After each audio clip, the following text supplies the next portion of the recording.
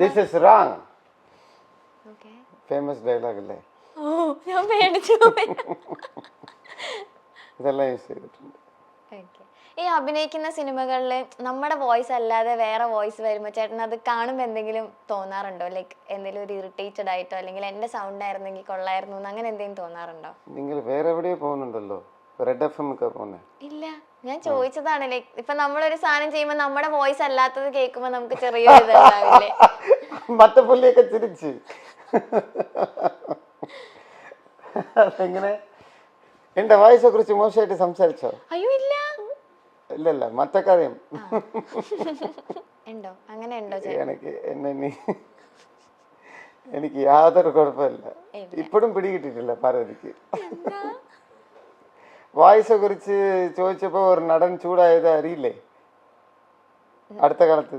ആ ട്രോളർ ആ സംഭവം ചേട്ടാ, അതെല്ലാരും പറഞ്ഞില്ലേ ചേട്ടാ, ഞാൻ അതാ പിന്നെ അതിനെ പറ്റി സംസാരിക്കാത്ത. ഇങ്ങനെ ഒരു പൊട്ടത്തിയാണ്. ഓ അത് ഓക്കെ. ആ അത് സംസാരിക്കണ്ട ചേട്ടാ. നിന്നെ കൊല്ലണം തീരുമാനിച്ചു.